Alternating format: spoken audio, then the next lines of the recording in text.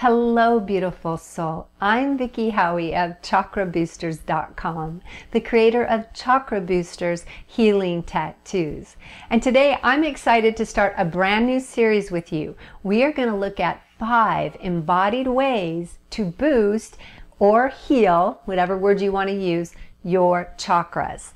And I'm going to start, of course, with the root and share 5 simple and I hope fun ways that you can actually create change in your body around the root chakra. Now, this is particularly important with the root chakra because the root chakra is the chakra of the body and of the physical world.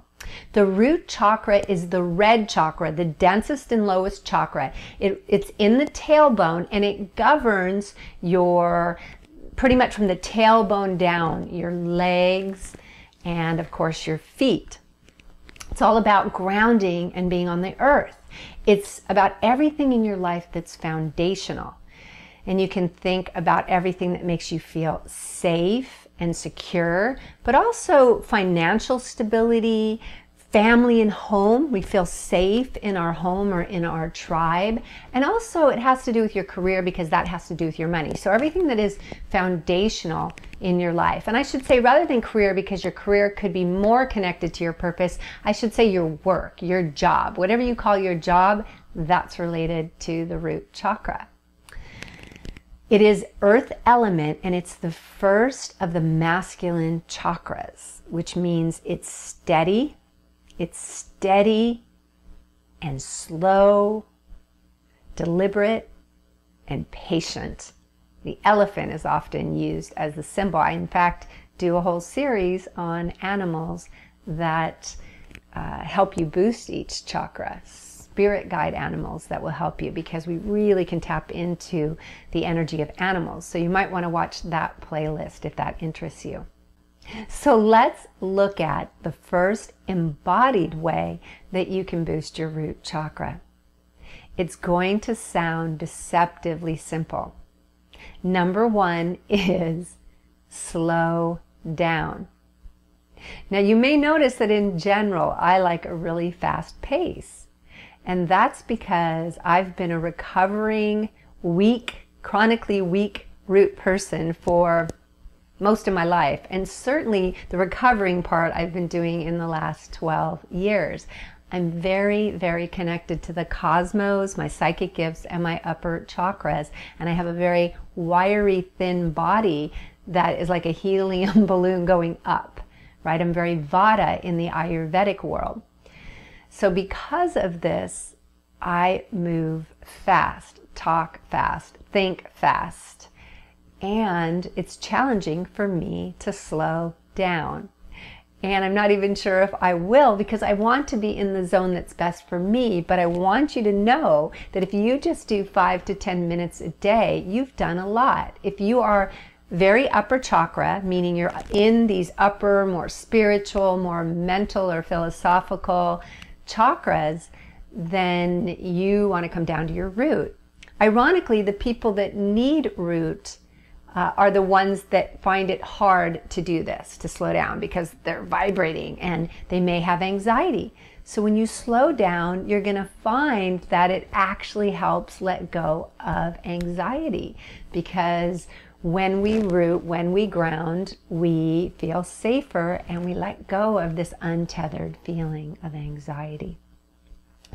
So slow down. My suggestion is to not try to do this as a general practice all the time. It'll drive you crazy if you need it, because if you need it, your upper chakra. If you're upper chakra, you're going to want to move faster. So do it in little increments because you'll be able to really see what a challenge it is. You'll be able to actually have some successes. So try 5 or 10 minutes, and I want you to actually set your iPhone or your watch or whatever for an alarm. Set an alarm for that time period and see if you can stick with slowing down during that time period. Okay? It works. One of the things that we know about the chakras is they all vibrate at a certain frequency, and the lowest, densest one is the root chakra. So when you get more deliberate, more of a rhythm to your pace, and you go slower, you are in your root chakra more. And of course, I'm playing with it right now. I'm just being a little bit artificial with it. But have fun. You can even imagine yourself in a slow motion movie.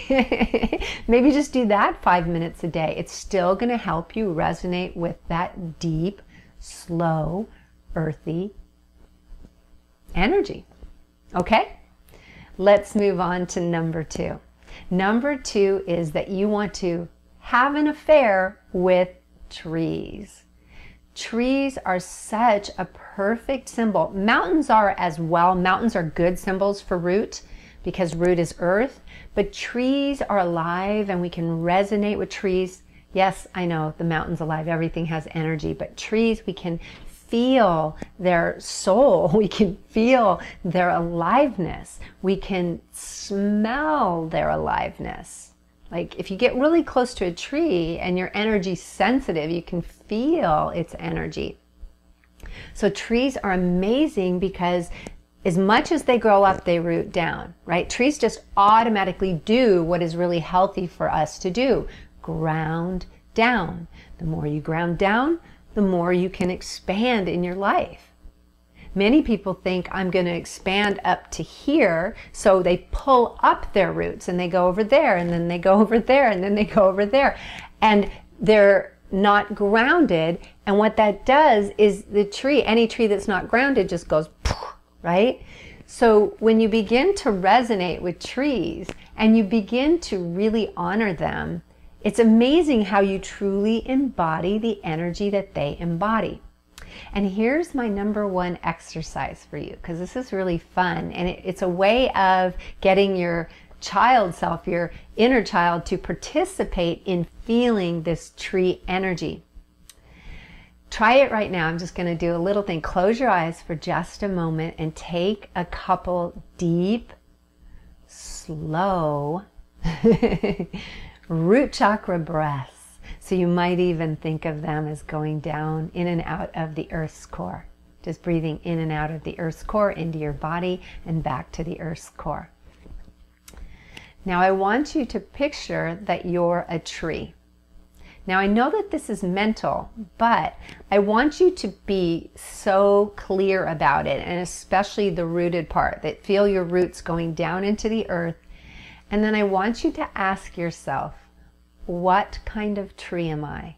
You might feel it, you might just know it, you might hear it, or you might visually see it, or any mixture of those. We all get information in different ways, but however it comes to you, just take that information and then use that information.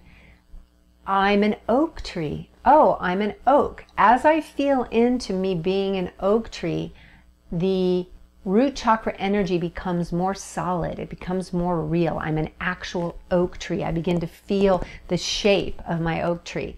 So you can do all sorts of things with trees. You can go meditate underneath them. You can hug them. You can plant them. And you can plant them indoors or outdoors, right? You can have smaller trees indoors. And getting your hands in the soil as you plant them is also really good root energy. You can, as you're driving, you can count them. You can, as you're driving, picture their roots. Every tree you see, you could picture the roots going down into the earth. There are so many ways that you can bring in this root chakra energy. But the primary one I want you to really focus on is, what kind of tree are you? Once you figure out what kind of tree you are, once your unconscious, your subconscious tells you or shows you, it's really powerful. And then you can utilize that. You can maybe put that particular tree, pictures of it around you. So have a love affair with trees.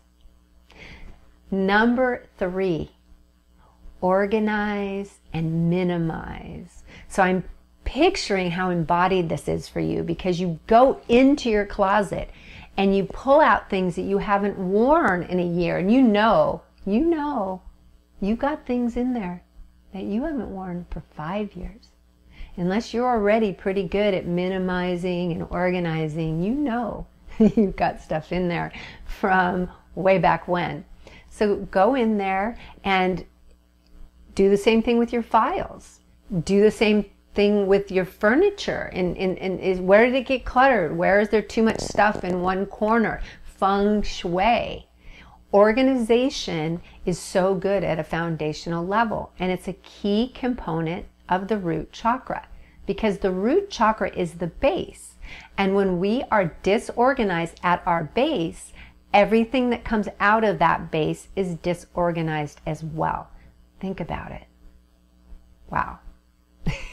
I don't think I've ever quite put it that way before. I'm always channeling this information just a bit, and it surprises me sometimes. But everything that comes out of a disorganized foundation is not good root. And while having a lot of stuff, hoarding things, is a sign of too much root, it's a sign of unhealthy root. So we want to minimize. Even if we're trying to add more root, we want to minimize. Unless you're someone who's just got just a few little things. If you're really, really already minimized, then it might be better for you to actually add just a little bit, but make it super organized. For most of us in this modern world, though, we need to get rid of some things. We don't need them. Give them back. Give them to charity. Let them recycle. Let someone else enjoy them, because you're just letting them sit there, right? So dedicate a week to this. Just as I asked you to dedicate moments, and I meant to do it for the first number one, we're going to do that for a few weeks, but just 5 to 10 minutes in a day, so it doesn't drive you crazy, so that you can play with it as a game, this slowing down. Number 3, I'd actually like you to take a week, and it doesn't have to be the spring, so don't tell yourself I'm going to wait to spring. Just find a week, or even as you're watching this, one day of this week, one day of next week. Some people like to just do it all at once. Some people like to spread it out. Whichever one feels right to you, as long as you're methodical about it. You want to be organized about your organizing. Okay, so that's number 3. And so far you've got 3 really good ways, and I'm already feeling the soles of my feet more just talking about these things and feeling myself being in these activities. Number 4, beat a drum. We get into root so quickly when we beat a drum. We beat a drum. If you don't have a drum, you can clap your hands. You can literally spend some time. If you don't want to do it yourself, you could, and this might drive you crazy. Remember, if you have upper chakra, you've been avoiding the root, but you can buy a metronome, or if you have a metronome, because you're a musician, or someone in your household is a musician, you can play it in the background. The steady, consistent rhythm of a beat really takes us into our root chakra. It's very tribal. You could go into the kitchen and grab some pans, some pots and pans, and bang on those. Or find some plastic. Plastic has a nice hollow beat when you hit it, like Tupperware, right? You can listen to music that has a really deep. You see how me just stopping doing that already, you can feel the echoes of the sound, that repetition, that routine, that tribal nature, that is all root chakra. It takes you into earth. It takes you into your body. It takes you into your primal self.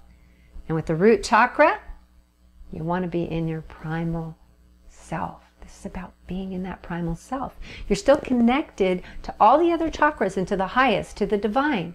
But in this root chakra, you're feeling that tribal, primal energy. Number 5, I had to leave the best for last. Of course, it has to be on this list because it's all about embodiment, my Chakra Boosters Healing Tattoos. Now I want you to know, every single video you've ever seen on this channel, every video I've ever made, and there's well over 300, like 330 now or something at the time of this shooting, is due to the fact that I got a real root chakra tattoo. Really, it all began when I got a real root chakra tattoo in Sedona, Arizona, and the minute the tattoo artist put the stencil on my body, energy rushed down both of my legs into the earth, and my super anxiety was gone. I got better and more grounded over time, but my major anxiety I had been feeling was gone like that, just gone. And I had the courage to then take that experience and say, I can create this for everybody else, even if they don't want to wear tattoos.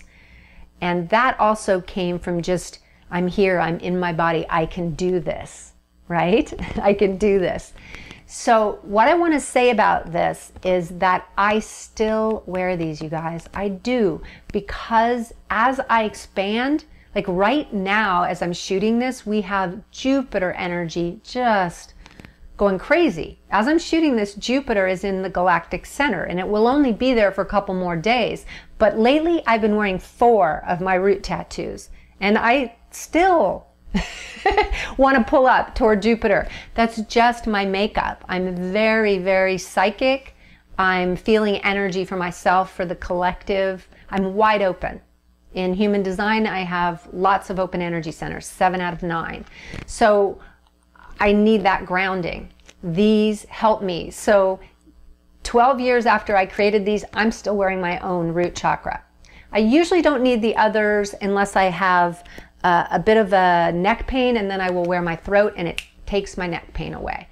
But I'm almost always wearing the root. And I have a real root chakra tattoo. So these are a little bigger and a little more powerful than the first original one that I got. And I love them. What I do want to say to you in this video that I don't know I've ever said on video before, but it's in my store, do not wear these if you're pregnant, because the root chakra is the downward energy into the earth. It's called apana in the yogic world or in Sanskrit. And this energy it's like roots growing down, it goes down. When you're pregnant, you don't want that downward energy until you're ready to birth. So to just put some importance behind this message, I want to tell you that I had a client, Elizabeth, who wanted to have a vaginal birth after she had a cesarean, and that's really hard to do. But she was determined, and I fell into the field, and I knew it was possible for her. So I told her it was possible. And the doctor, though, she was late, and the doctor wanted to do another cesarean. So the doctor made a cesarean date. And as the week ended and that date got closer, Elizabeth was like, what am I going to do? What am I going to do? Knowing that these root chakra tattoos have a lot of apana downward energy, she put, I think like 4, she put many on, and she went into labor, and she had her baby that day, and it was going to be later that day she was going to have the cesarean. So I think that's a great story. It's both a warning that not to wear these when you are pregnant, throughout the pregnancy, but when you're in the last like 8.5 months or whatever, and you're ready, 8.5 to 9.5 months, and you're ready to birth, then it's fine. It's absolutely fine. It can actually be a comfortable help with that. Okay? All right, guys, that's our list, and you can feel how embodied this was. Just watching this video with me, I can feel my energy just so much more. My feet are on the ground. I just feel more grounded. So probably you, just having watched this with me, are more grounded. But I would like you to do these practices. This is the divine feminine era. We're meant to walk around in our consciousness now. So you can't just think about it. You can't just talk about it or visualize or meditate. If you're going to meditate, do grounding meditations, but nevertheless, meditation alone typically won't do it.